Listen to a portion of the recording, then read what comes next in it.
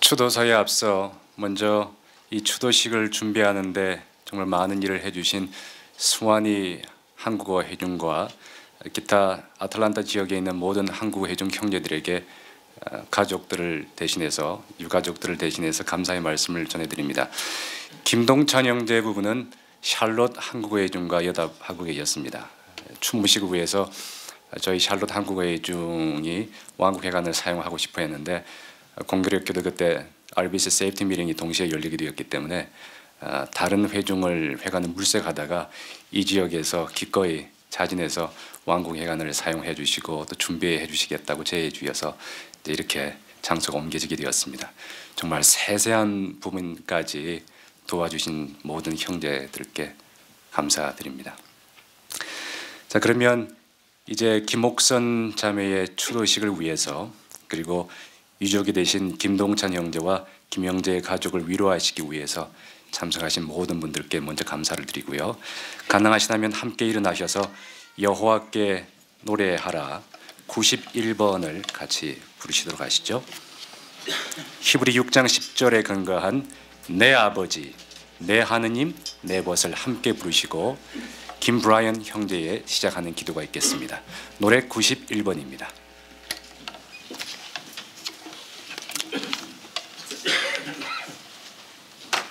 네, 지금 이 추도식은 미리 계획된 대로 왕국회관 두 군데를 동시에 다 사용할 수 있도록 그렇게 마련이 되어 있습니다. 그래서 혹시라도 계속 들어오신다면 안내인의 인도에 따라서 지금 우리가 B 섹션 킹덤홀에 있는데요. A 섹션에서도 이미 프로젝터가 다 설치가 되어 있습니다. 그곳에서도 이 추도식을 다 같이 보실 수가 있으십니다. 그러면 추도사를 같이 듣도록 하시죠. 김헌 형제가 우리를 위해서 추도사를 해주시겠습니다.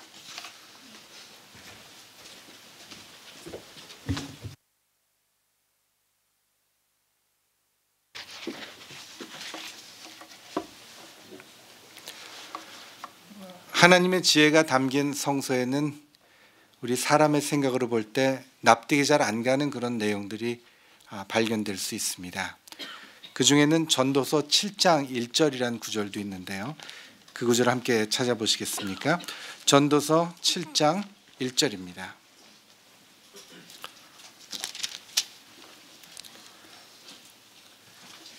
(1절) 이름이 좋은 기름보다 낫고 죽는 날이 태어난 날보다 낫다.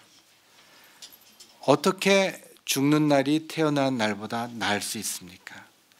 태어난 날은 기쁨의 날이고 죽는 날은 슬픔의 날이 아닙니까? 그 점을 이해하는 데 도움이 된 내용이 바로 그 앞에 나옵니다. 1절 앞부분에 보시면은 이름이 좋은 기름보다 더 나은 것이다. 좋은 기름, 흔히 향유라고 하는 것이죠. 이것은 그 당시에 굉장히 비쌌습니다. 좋은 기름은 1년치 임금에 해당될 정도로 그렇게 비싸기도 했습니다. 그렇게 많은 돈을 들이는 것보다 이름이 더 나을 수 있습니까? 성서는 그렇다라고 말합니다. 성서는 하나님 앞에서 좋은 이름을 갖는 것은 그렇게 값비싼 향유보다도 더 값지다라고 알려줍니다. 그리고 바로 그러할 때 그 사람의 죽는 날은 태어난 날보다 더 낫다라고 말할 수 있습니다. 사실 사람이 태어날 때 부모로부터 받는 이름은 한자 혹은 영어 이름, 스페니쉬 그 의미 외에는 별다른 의미가 없습니다. 그러나 그 사람이 그 생애를 통해서 하나님 앞에 값진 기록을 남긴다면, 하나님 앞에 아름다운 신분을 갖게 된다면 그가 죽을 때 그 이름은 참으로 보배롭고 값진 것이 되는 것입니다. 그래서 오늘 우리는 고인이 되신 김옥선 자매의 경우에 과연 그의 이름이 어떠한 이름으로 남게 되었는가 하는 것을 간단히 고려하고, 그리고 성서에서 김옥선 자매에게 대해서 어떤 희망을 알려주는지 하는 점을 고려하겠습니다. 여러분이 아마 들어오시면서 이러한 노트를 받으셨을 겁니다. 거기에 양력이 자세하게 나옵니다만 김옥선 자매는 1949년 5월 30일에 강원도 영월군에서 태어났습니다. 그의 20대 초반에 큰 변화가 있었는데요. 바로 성서에 담긴 진리를 알게 되었습니다. 그래서 진리에 관심을 갖고 74년 4월 28일에 여호와께 헌신의 상징으로 침례를 받았습니다. 그때 이후로 그는 자신의 삶을 하나님을 위해서 하나님의 이름을 영예롭게 하는데 사용하기로 결심하였고 36년 동안이나 전시간으로 하나님을 숭배하는데 그의 사랑을 나타내 왔습니다. 남편이신 김동찬 형제와는 75년 2월 8일에 결혼을 했습니다. 오랜 기간 동안 부부만이 아니라 이제 어린 두 딸도 전시간 봉사에 함께해서 온 가족이 전시간 봉사에 참여하는 그런 기쁨을 누렸습니다. 두 딸이 결혼한 후에도 두 딸 역시 남편들과 함께 전시간 봉사를 하고 있고요. 또 그것을 지켜보는 그런 축복도 누렸습니다. 2010년에는 당시에 90세가 이미 넘으신 시아버지를 한국에서 모시고 와서 모시는 일을 시작했습니다. 결코 미국에서 이민 생활하는데 간단한 일이 아니지만 희생적으로 그렇게 섬겼습니다. 그러던 중 2013년 10월에 정말 청천벽력과 같은 암 선고를 받았고 12월 5일에 64세를 일기로 사망하셨습니다. 얼마 전에 뉴욕에 산 젊은 형제가 회중에 오래 있던 형제에게 이런 질문을 했습니다. 여러분들이 김동찬 형제 가족이라는 얘기를 자꾸 하는데 이 형제는 김동찬 형제가 누군지 모르죠. 도대체 누구세요? 라고 질문을 하자 그 오래된 형제가 그 형제는 그냥 미국의 사도 바울이라고 생각하면 돼 라고 말했습니다. 여기저기 다니시면서 회중을 많이 세우고 했어.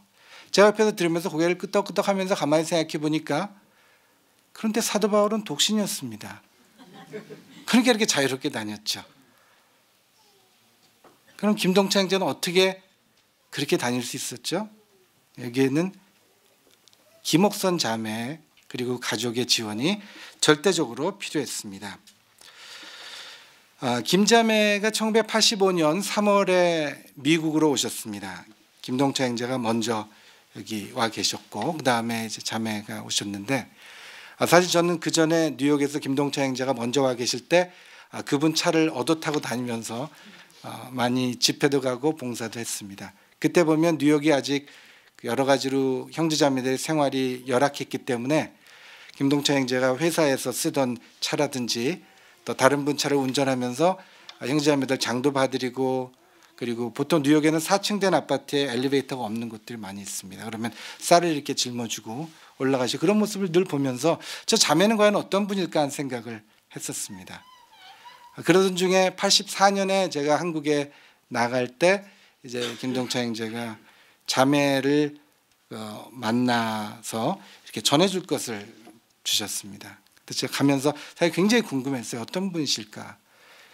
신장이라고 하는 곳에 이제 시외버스를 타고 가서 시외버스 터미널에 내려서 거기서 만나기로 했습니다. 저는 이제 어디선가 오실 거라고 생각했는데 지금 신장과는 달리 거기 그때는 허허벌판이었습니다. 이렇게 아침에 가서 이렇게 기다리고 있는데 저쪽에서 어떤 분이 뚜벅뚜벅 아주 씩씩하게 걸어오는 젊은 자매, 그 당시 아직 30대셨죠.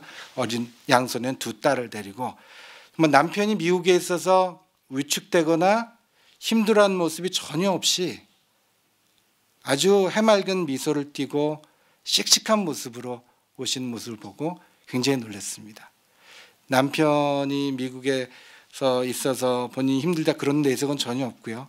남편 걱정하시고 오히려 아주 잘하고 있으니까 걱정하지 말게 얘기해달라고 그런 모습을 봤습니다.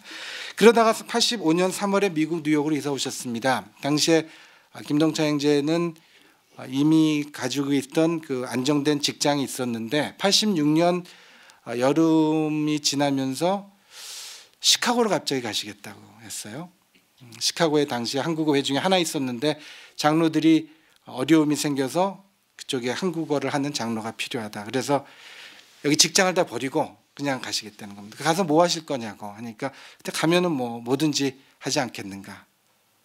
그러고 떠나셨습니다. 그러면서 한 2년 정도 되면 시카고가 안정이 될 테니까 그 다음에는 조지아로 가보고 싶다고 거기에 한국 회중이 없는데 그러면서 저보고도 조지아로 가서 같이 만나자고.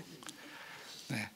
저는 이사는 못 가고 휴가로만 와서 만났습니다만, 그 다음에 제가 시카고에 가봤더니 시카고에서 구두 수선도 하시고 차도 고치시고 뭐든지 하면서 생활을 하시는 모습을 보고 김동찬 형제도 그렇지만 그 자매를 다시 보게 됐습니다. 보통 여자분들은 그러시지 않잖아요. 좀 더 안정된 삶을 원하는데 직장도 확정되지 않은 데서 남편이 떠나면 그냥 같이 가시는 거예요.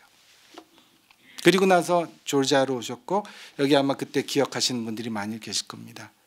조지아에서 오랫동안 계시면서 이렇게 연락을 해보면 지금 어디 계세요? 그러면 토요일에 어거스타 조지아에 가서 집회를 보고 밤새 달려서 노스캐롤라이나 페어필에 가서 또 그 다음날 집회를 보고 그 다음에 아틀란타로 오고, 이런 생활을 하는 모습을 봤습니다.